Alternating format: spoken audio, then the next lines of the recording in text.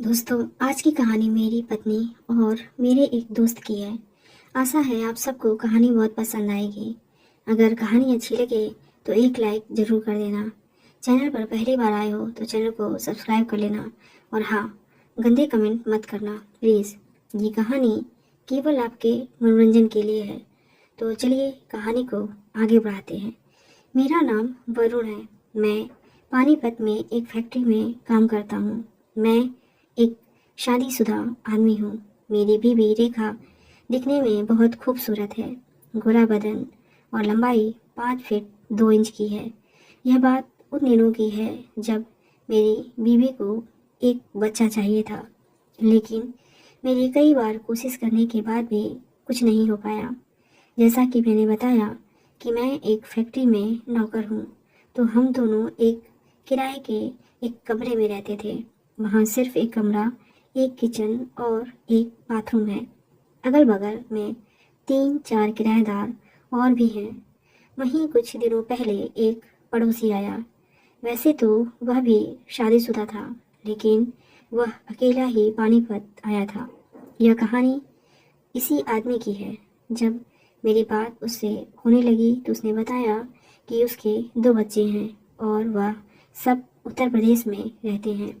ऐसे ही कुछ दिनों तक बातें करते करते हम दोनों साथ में दारू पीने लगे। वह दारू लाता और मैं उसे अपने घर में बिठाकर दारू और खाना खिलाता।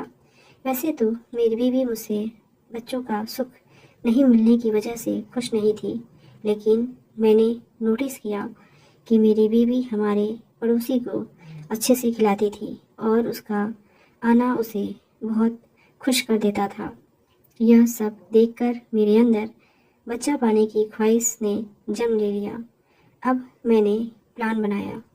एक दिन जब हम दोनों दारू पीने बैठने वाले थे, तो मैंने अपनी बीवी को प्यासी ही रहने दिया। मैंने उससे बोला, शाम को दारू पीने के बाद मिलते हैं, तुम साड़ी पहनकर रहना। वह मान गई। शाम हुई और हमारा पड़ोसी हमारे घर आया और हमने दारू पीना शुरू कर दिया। जैसे ही मेरी बीवी रेखा हमारे लिए खाना लाई, तो रेखा को साड़ी में देखकर हमारा पड़ोसी आशीष उसको घूरने लगा। जैसे ही मेरी बीवी किचन में गई तो मैंने आशीष को बोला, भाई क्या हुआ? मेरी बीवी को ऐसे क्यों देख रहे हो? आशीष कहने लगा, कुछ नहीं भाई, भाभी बहुत सुंदर हैं और तुम बहुत किस्मत वाले हो। मैंने सोचा कि यही सही समय है। मैंने उससे कहा, किस्मत ही तो साथ नहीं है। आशीष बोला, ऐसा क्यों? मैंने बताया, यार मेरी वजह से हम माता पिता नहीं बन पा रहे हैं और मेरी बीवी को बच्चा चाहिए। आशीष बोला, कोई बात नहीं, सब ठीक हो जाएगा। मैंने कहा, आशीष तुम मेरी मदद कर दो। आशीष बोला, ठीक है, मैं किसी डॉक्टर से बात करूँगा। फिर हम दोनों खाना खाने लगे और मैंने उससे कहा, तू आज यहीं सोएगा। वह बोला, नहीं यार, एक कमरे में हम तीनों नहीं सो पाएंगे। फिर भाभी भी तो हैं। मैंने कहा, सब हो जाएगा, भाभी की चिंता मत कर। वह बोला, ठीक है, तू एक बार भाभी से पूछ ले। मैंने रेखा को बुलाया। रेखा आई तो मैंने उससे पूछा कि आशीष आज यहाँ रुक सकता है। आशीष के सामने होते हुए वह मना नहीं कर पाई, लेकिन वह अंदर ही अंदर खुश भी थी। हमने 2-2 पैग और लगाए और मैंने टल्ली होने का बहाना किया। मैं सो गया। हमारे कमरे में सिर्फ एक पलंग है और उस पर रेखा ने आशीष को लिटा दिया। उसने हम दोनों के लिए जमीन पर गद्दा डाला और सब सो गए। कमरे में हल्की रोशनी थी। आशीष को हम दोनों साफ दिखाई दे रहे थे। मैं हल्की आँख खोलकर आशीष को देख रहा था। आशीष पलंग के नीचे लेटी मेरी बीवी को घूर रहा था। मेरी बीवी साड़ी में ही सो गई थी। आशीष दिखने में 6 फीट लंबा, थोड़ा मोटा और सांवले रंग का था। उसको हल्की सी दाढ़ी भी थी। वह मेरे पलंग पर चड्डी बनियान में लेट गया था। कुछ देर बाद उसने मेरी बीवी को आवाज़ देकर कहा, रेखा भाभी, मुझे एक गिलास पानी दोगी क्या? रेखा उठकर उसके लिए पानी लाई और उसका ध्यान आशीष पर टिक गया। आशीष को देखकर मेरी बीवी की आंखें खुली रह गई। अब आशीष भी समझ गया। आशीष ने रेखा से कहा, भाभी क्या मैं आपसे बात कर सकता हूँ? रेखा ने कहा, हाँ क्यों नहीं भैया। इतना कहकर वह खुद ही आशीष के साथ पलंग पर बैठ गई। आशीष ने कहा, मुझे ये सुनकर बुरा लगा कि आप वरुण की वजह से माँ नहीं बन पा रही हो। रेखा बोली, ऐसा कुछ नहीं है भैया, वो तो। आशीष उसकी बात काटते हुए बोला, मुझे सब पता है, वरुण ने खुद मुझे बताया, और आप वरुण को इस वजह से छोड़ मत देना। वरुण बहुत अच्छा इंसान है। रेखा बोली, मैं वरुण से बहुत प्यार करती हूँ, लेकिन बच्चा भी जरूरी है। आशीष बोला, क्या मैं आपकी मदद कर सकता हूँ? रेखा बोली, कैसे? आशीष बोला, देखो मेरे 2 बच्चे हैं, वरुण का इलाज करवाने से सबको पता चल जाएगा, इसलिए बच्चा मुझसे ले लो और सुख भी ले लो जिंदगी का। रेखा बोली, कोख से जन्मे बच्चे की बात अलग है, और सुनंदा आशीष की पत्नी अपना बच्चा नहीं देगी। आशीष बोला, मैं आपकी कोख में भी बच्चा दे सकता हूँ। रेखा बोली, भैया आप ये कैसी बात कर रहे हो? वरुण को पता चला तो? आशीष बोला, वरुण को कुछ पता नहीं चलेगा, आप बेफिक्र रहो। ये कहते हुए उसने मेरी बीवी का हाथ पकड़ लिया। अब आगे की कहानी रेखा की जुबानी सुने। जैसे ही आशीष ने मेरा हाथ पकड़ा, मेरे तन बदन में एक आग सी लग गई।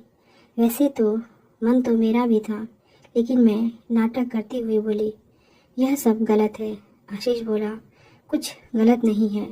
वह मेरा हाथ पकड़कर सहलाने लगा। मेरे दिल में अजीब सी हलचल पैदा हो रही थी। वैसे भी मेरे पति ने मुझे दिन में प्यासा छोड़ दिया था। मेरे पति नीचे फर्श पर गद्दा बिछाकर सो रहे थे। मुझे डर तो लग रहा था, पर मज़ा भी बहुत आ रहा था। मैं नशे में चूर होने लगी थी।